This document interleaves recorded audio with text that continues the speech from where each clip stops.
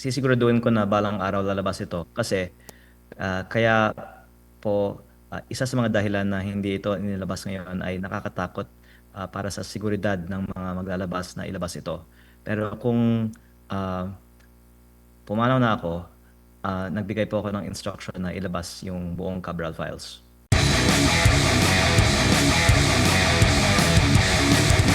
Yung listahan po na nakuha mula kay Undersecretary Cabral, mailalabas na ba ito? May isa sa publiko na po ba ito, Congressman?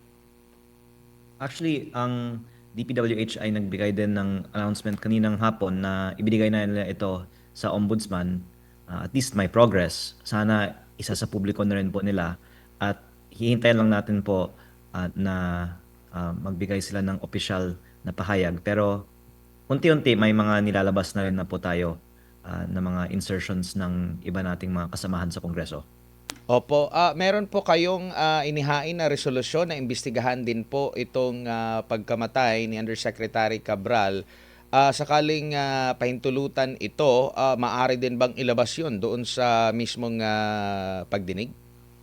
Tama po, kasi gusto man natin na ilabas kaagad ang ating mga files. Unang-una, mas maganda kung opisyal at kumpleto at may paliwanag ang pagsasapubliko nito. Kaya kung kasama ang DPWH, mas maganda para hindi na rin questionin ng iba ang ilalabas natin. At kung nasa Kongreso, mas maganda pa. At ang alam kong gustong malaman ng marami ay ano ba ang laman nito. Ang expectation naman ng lahat ay tama na halos lahat po ng mga mataas na opisyal sa gobyerno ay may mga DPWH insertions. Opo. Pag sinabi po nating insertions, itong mga proponent ba nito ay automatic may nagawang kasalanan, Kong? Hindi po. At ang ibang mga veterano ay ipinagmamalaki nila ang kanilang mga insertions dahil maganda naman ang mga nagresultang mga proyekto dito. Pero may ilang mga insertions na hindi man lang alam ng mga komunidad na ang mga proponent ang nag-insert at pati yung mga proyekto hindi nga alam na may ginagawa ang komunidad. At minsan, ang mga proponent ay may kaugnayan din sa mga contractor na gumagawa ng mga proyektong ito. Kaya kapag may itinatago, ang suspicion ay may masama. At Opo. kung hindi natin itinatago, mas maganda, yan po ay patunay na walang masama. Opo. Doon po sa listahan po, sir, meron po ba kayong rough estimate muna kung ilan nga yung nasa listahan na may insertions at listahan po ng mga proponents at maaari nyo bang maibahagi kung ilang ang percentage dito na tingin po ninyo ay merong anomalya? Sa DPWH 2025 National Expenditure Program, meron 721 billion pesos of projects at bawat isa ay may proponent ayon sa listahan ng DPWH. Sa 721B na ito, 401 billion ay proponent ang district congressman. Ito po ang tinatawagang allocable. At yung lampas dito na 320 billion ang outside allocable na iba-iba ang mga proponent. Kasama po dito ang tinatawagang leadership fund at meron din pong mga ibang code names na ayon sa aking research ay mga pinaparte-parte sa mga kontraktor. Ang ibang mga proponent din naman ay mga secretary at undersecretary ng mga ahensya na hindi DPWH. Kaya ang lumalabas, basta ikaw po ay mataas na opisyal sa gobyerno, pwede kang humirit ng flood control project insertion. Opo. Sir, linawin ko lang, yung daan-daang mga allocables, yung mga insertions na sinasabi po, meron po ba kayong maibahagi na estimate kung ilang porsyento rito po yung possible may anomalya? Ang sinabi ni former DPWH Undersecretary Roberto Bernardo, almost 100% of bids in DPWH are rigged. Kaya ang masasabi ko, nasa mataas na presyo din po ng mga proyekto na may anomalya. At talagang bihira lang ang tunay na bidding sa DPWH. Ang question lang kung yung proponent ay may kinalaman dito dahil maaari naman na ituro lang sa mga district engineering offices ang mga anomalya. Kung makikita natin na ang mga proponent pala ay sila mismo may-ari ng kontraktor o malapit sa mga kontraktor, yun po ay posibilidad na may anomalya. Pero kailangan ito pa ng further investigation. Ang listahang ito ay hindi conclusive, pero ito po ay matulunging na simula, kaya mabuti na isa publiko para pwedeng simula ng mga investigasyon. Opo. Congressman, itong listahan po ni Yusek Cabral ay for 2025 na budget natin? Meron po siyang listahan taon-taon. Yung pinakamarami kong detalye ay tungkol sa 2025 budget kasi yun po ang mismong hiningi ko, pero meron din po akong mga nakitang iba pang mga taon. Opo. Siya lang ba ang merong ganitong klase ng listahan and na-confirm nyo rin po ba na sa iba pang mga undersecretary ay meron din ganitong listahan, Kong? Si Yusek Cabral po kasi yung gumagawa ng budget sa planning services ng DPWH, at ang kanyang staff ay baka may mga kopya din ng mga files na ito, at may mga handwritten instructions din naman sa kanyang mga files na galing kay SMB ang endorsement. Si SMB po ay si Secretary Manny Bonoan, kaya hindi naman lang po siya mag-isa na gumagawa nito. Pero ang nakakapanghinayang nga ay hindi natin nabigyan siya ng pagkakataon na maging witness at ipaliwanag ito nung siya po ay buhay. At ito po ay sana maging lesson din na we take advantage sana of the DPWH officials to be witnesses dahil sila po ang makakaturo ng mga mas malaki pang isda sa mga investigasyon na ito. Opo, nabanggit niyo po na sa Kongreso at sa executive kabilang po dun sa mga sangkot and private, no? Pero karamihan po ba dito sa mga opisyal na ito ay incumbent po? Opo, kasi kung hindi ka incumbent, wala ka namang connection para makakuha ng mga DPWH insertion. Opo. Sir, doon sa nabanggit nyo po na from sa executive outside ng DPWH, lahat po ba ng executive ng mga agency po ay, lalo na yung mga secretary or undersecretary, ay humiling ng sa patungkol sa flood control kahit hindi angkop doon sa kanilang ahensya? Opo, at yun po yung surprising na walang kinalaman sa DPWH at sila ang nakasulat na nag-identify ng mga flood control projects. Bago lang si partner MJ, doon naman ako sa private individuals. Mga anong klase pong mga tao ito, congressman, itong mga pribadong individual? At flood control lang po ba or meron pang ibang infra projects yung kanilang hiniling or sila yung naging proponent? At marami-rami din po ba sila?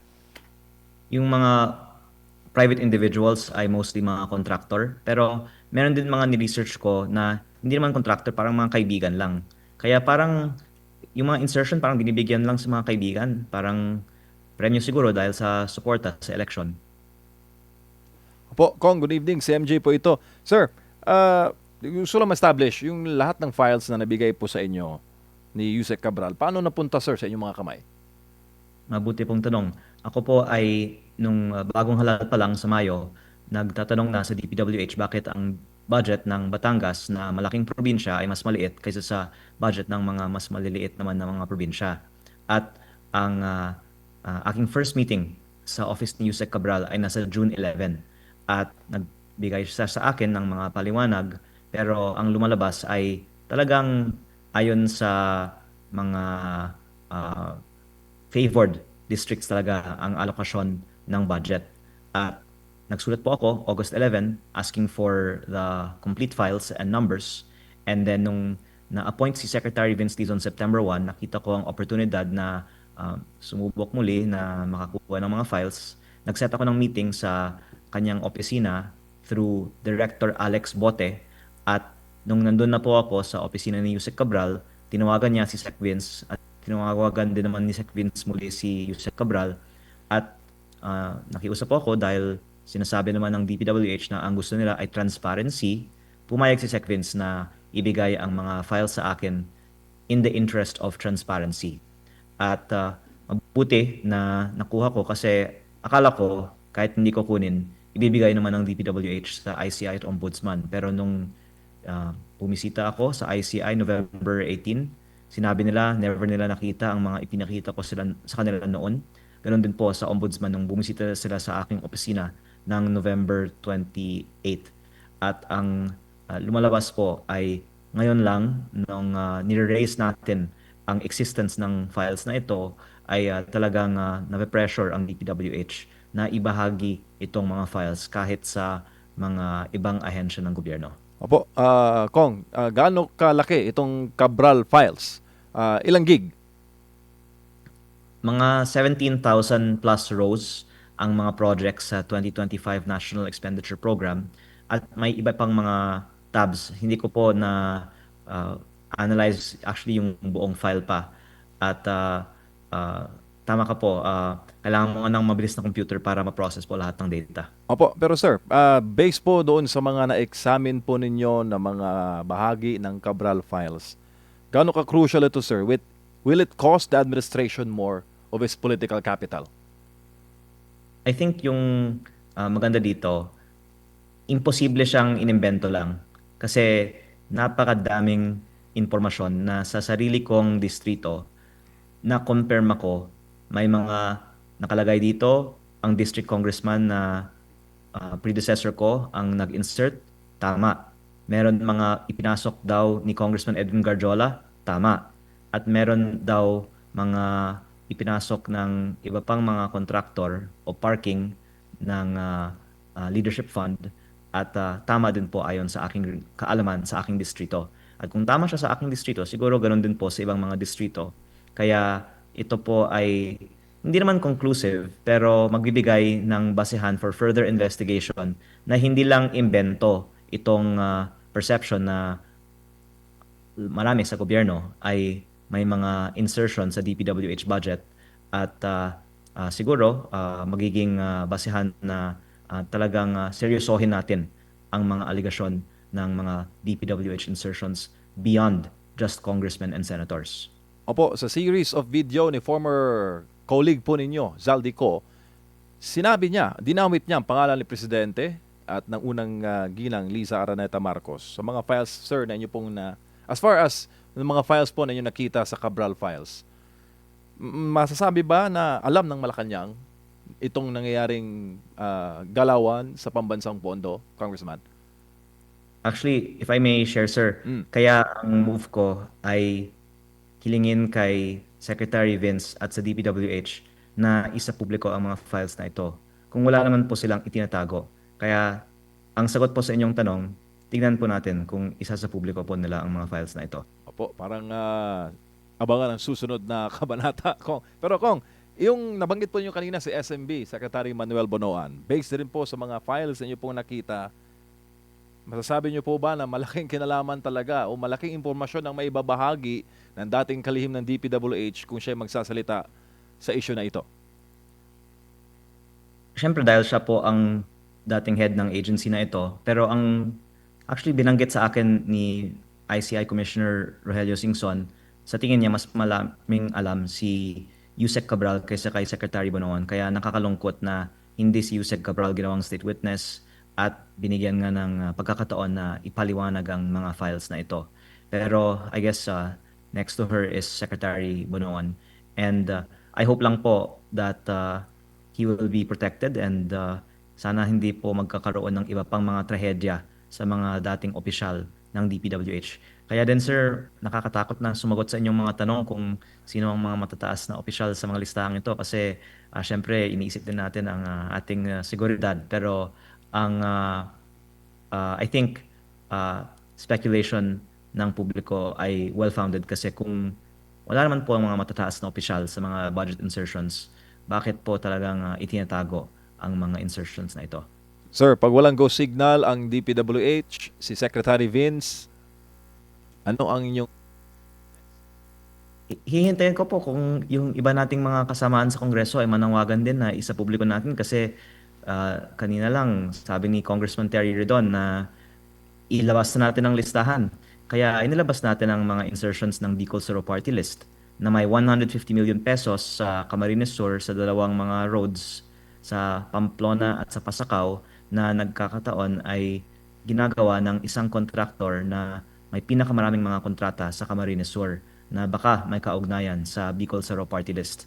At ito po ay isang halimbawa lamang ng laman ng files na ito at kung ang iba pang mga kaibigan natin sa Kongreso ay manawagan na isa publiko ang kanilang mga insertions, then ilalabas natin po ang kanilang mga insertions. Sir, bago lang ulit si Partner Admar, yung mga staff ng office ni former Yusek Cabral, sila po ba'y dumulog sa inyo, sir, humingi ng tulong? Hindi po. At ako po ay naaawa actually sa kanila kasi sila naman po ay mga simpleng empleyado ng gobyerno.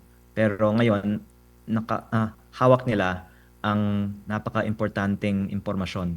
At kung ano yung pressure kay Yusek Cabral, baka to some extent ganoon din po sa kanila ngayon. So this is really serious matter, and I hope also why the public can understand bakit hindi namin gustong basta-basta biglang ilabas ito. Kasi kahit noon buhay si Yusek Cabral, iniisip ko kung ilalabas lahat ng mga files na ito, baka kung anong mangyari sa kanya.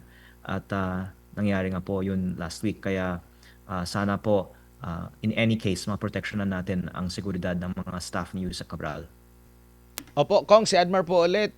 Tanong dito ng ating mga kababayan, dito sa listahan ba na may hawak po kayo itong galing kay Cabral, ay may malalaman na ba yung mga big fish o talaga yung pasimuno po dito sa naging sistema po dyan po, Kong?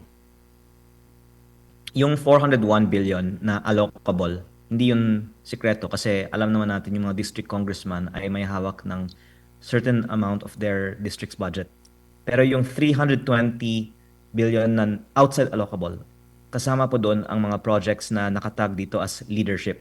Kaya hindi necessarily lahat po ng mga additional budget ay nakapangalan, pero may mga codes na baka kung may House inquiry on DPWH budget insertions, pwede nating tignan, okay, lahat ng mga proyekto dito na nakatag as leadership, ano yung pattern, no? Ano yung findings natin? At sana malalaman sa investigasyon na yon sino yung big fish behind the leadership fund insertions.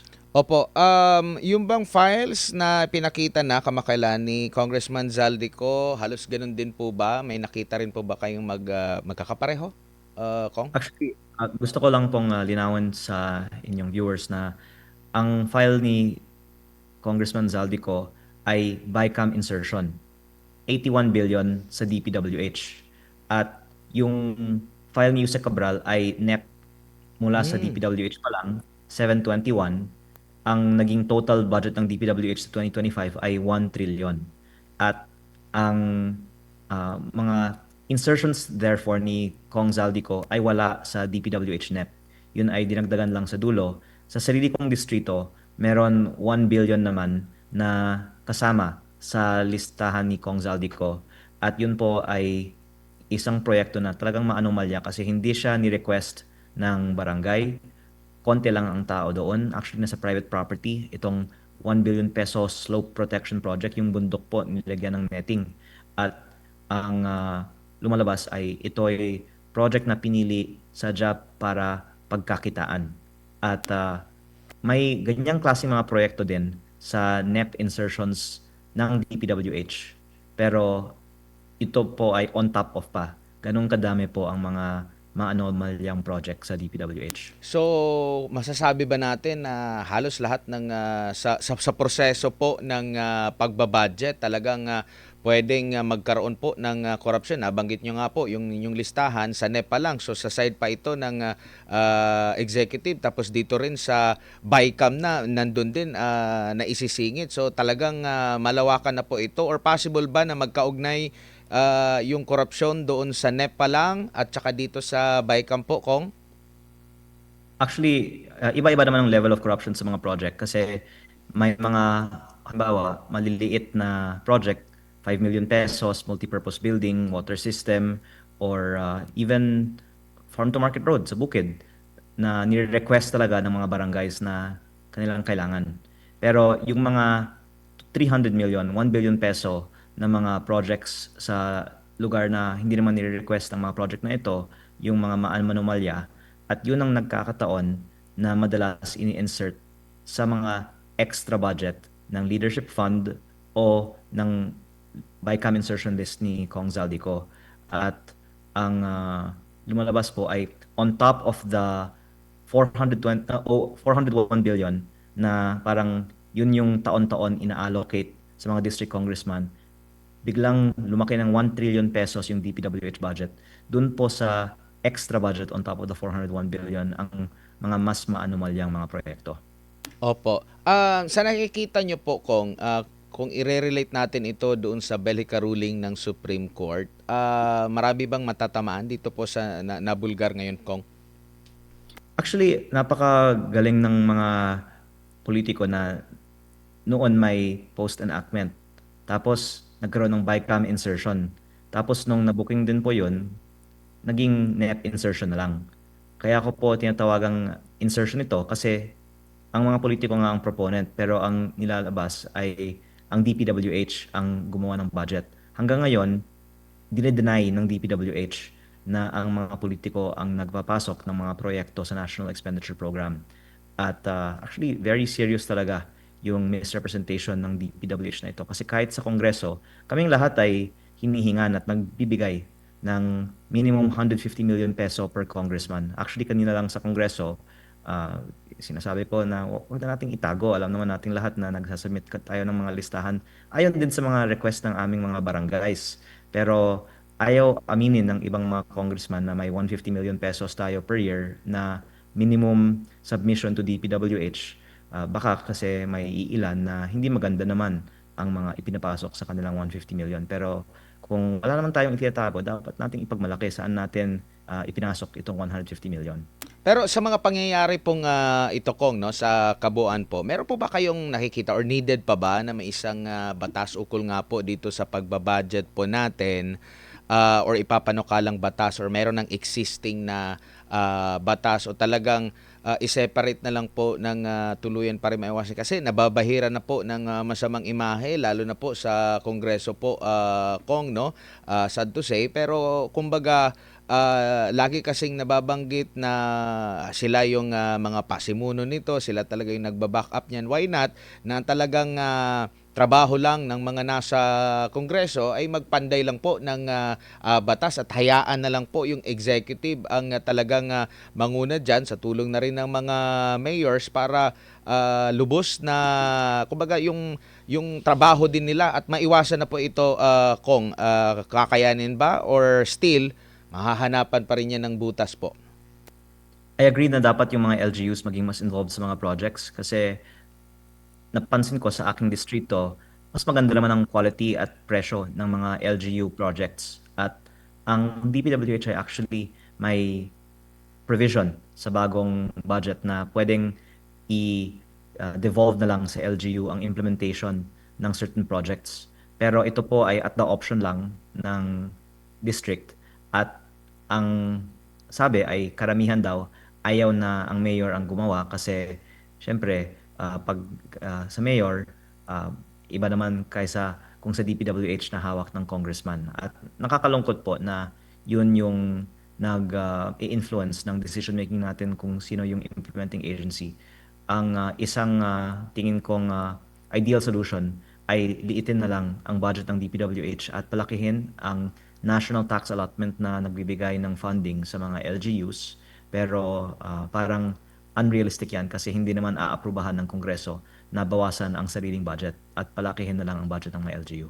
Opo. Sa pag-implement po ng mga projects mula sa mga insertions po, Congressman, pinagpapaalam po ba ito sa lokal na pamahalaan? Kasi marami tayong naririnig, hindi nila alam na meron palang proyekto.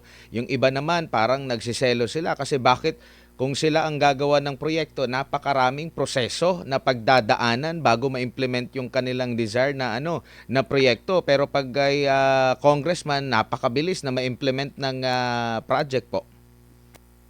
Opo, ang DPWH District Engineering Office ay in many ways really overseen by the district representative at kailangan nga maging mas independent siya sa mga district representative.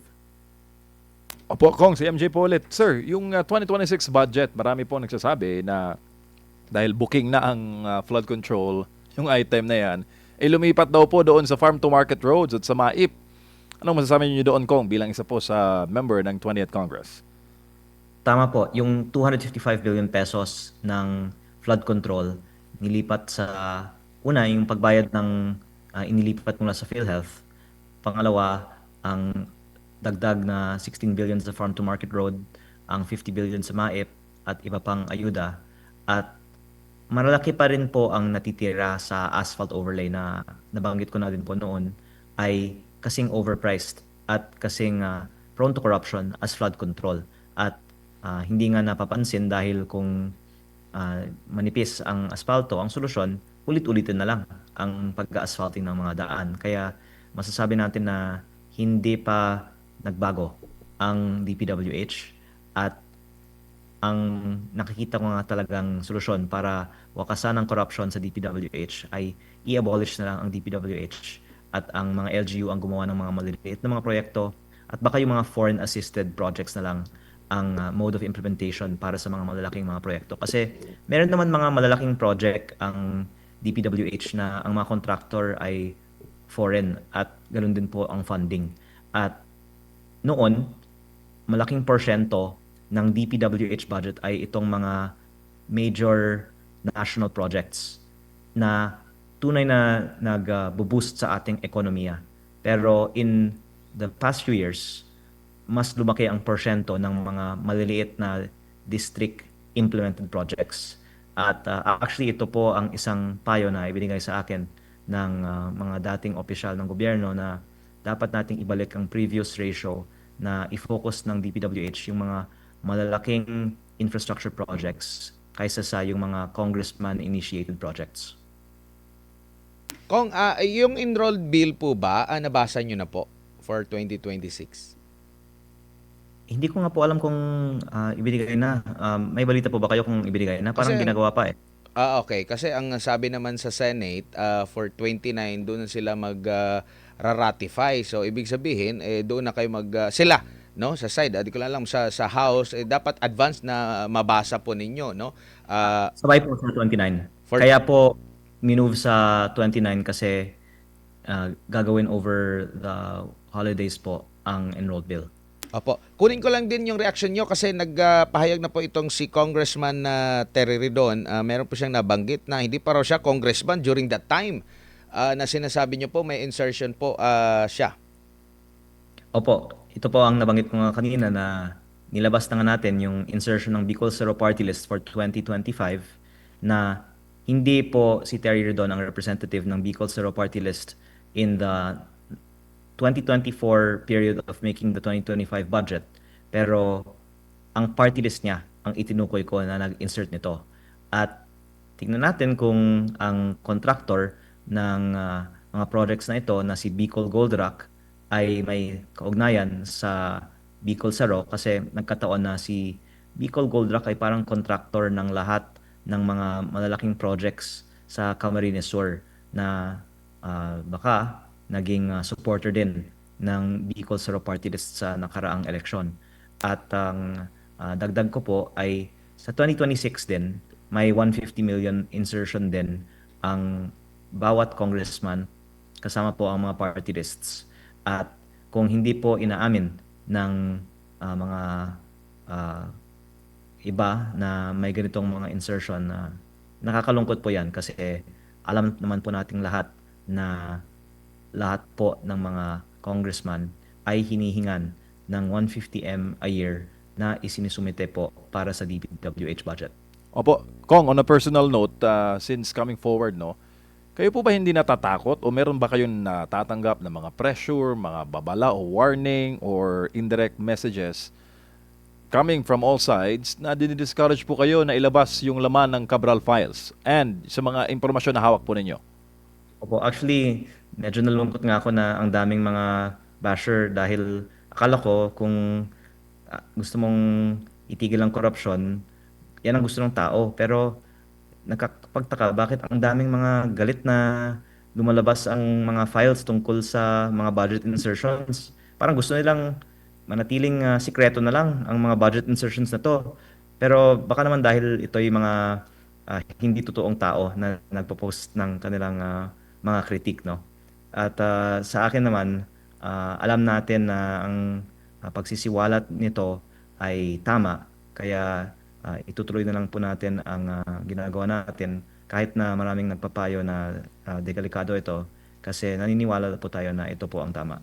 Sir, last question. Ano pong assurance na maibibigay po ninyo sa ating kapwa Pilipino, sa ating global audience na itong Cabral Files ay hindi po maililibing?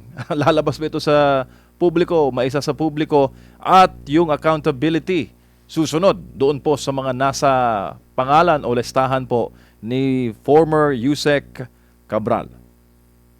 Pwede ko pong ibahagi ito. Yes, sir. Sisiguraduhin ko na balang araw lalabas ito kasi kaya po isa sa mga dahilan na hindi ito inilabas ngayon ay nakakatakot para sa seguridad ng mga maglalabas na ilabas ito. Pero kung pumanaw na ako, nagbigay po ako ng instruction na ilabas yung buong Cabral Files. Oh my goodness. Congressman, maraming salamat po sa inyong oras at panahon. Advance maligayang Pasko and Happy New Year. Kong.